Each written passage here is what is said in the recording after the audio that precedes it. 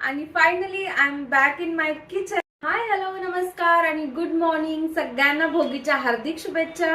आजची स्पेशल भाजी म्हणजे भोगीची भाजी, ज्याला कोणी खेंगाट म्हणतं, खेंदाट म्हणतं, व्हॉट एव्हर नाव काही असू दे, पण भाजी मात्र अप्रतिम असते. सो चला बनवूया. भोगीची भाजी करतो म्हणजे काय करतो तर या सीझन मध्ये ज्या ज्या नवीन भाज्या पिकतात तर त्या सगळ्या भाज्या एकत्र करून आपल्याला ही भाजी बनवायची असते.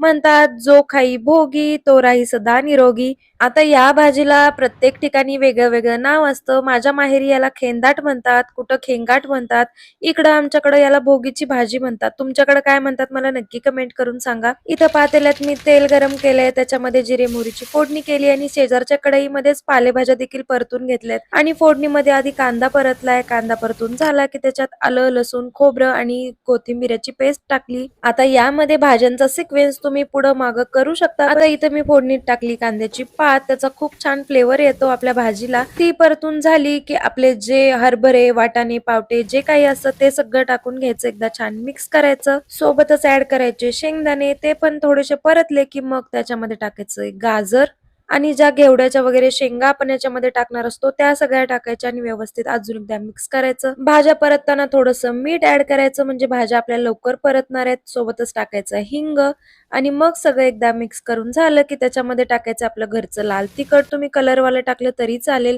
त्यानंतर हळद टाकायची. याच्यामध्ये एक्सटर्नल कुठले मसाले टाकायची काही गरज नसते. एवढ्या सगळ्या भाज्या आपण याच्यामध्ये टाकतो त्यांचाच खूप छान फ्लेवर आपल्या भाजीला येतो. मग आपण परतलेल्या पालेभाज्या आणि वांगी याच्यामध्ये ऍड करायची. वांगी शक्यतो शेवटला ऍड करायची कारण ते एकदम जास्त शिजतात म्हणून. सगळं व्यवस्थित मिक्स केलं की थोडंसं गरम पाणी टाकून भाज्यांना एक वाफ काढून घ्यायची आणि मग टाकायचं त्याच्यामध्ये भरपूर जेवढं हवं तेवढं गरम पाणी. आमच्याकडे या भाजीमध्ये सगळ्यांना भाकरी कुस्करून खायला आवडते, त्याच्यामुळे भरपूर असं मी गरम पाणी भाजीमध्ये ऍड केलंय आणि काय भाजीचा वास येतोय ना. सगळ्या भाज्या एकत्र छान शिजायला लागल्या की भाजीचा वास आणि हा कलर इतका सुंदर दिसतोय. भाजीला छान उकळी आली की त्याच्यामध्ये कारळाचं कूट, त्याच्यानंतर तिळाचं कूट आणि शेंगदाण्याचं कूट, सोबतच थोडासा गूळ देखील आपल्याला ऍड करायचंय. सगळ्या साहित्याचं प्रमाण तुम्हाला डिस्क्रिप्शन मध्ये मी नक्की देईन, सो नक्की चेकआउट करा. आता भोगीची भाजी आणि भाकरी हे कॉम्बिनेशन कोणाकोणाला आवडतं मला नक्की कमेंट करून सांगा. आणि इथं रेडी झाली आपली भाजी आणि असं दिसतंय आजचं भरगच्च असं ताट. सुटलं की नाही तोंडाला पाणी. मला तर ही भाजी खरंच खूप आवडते.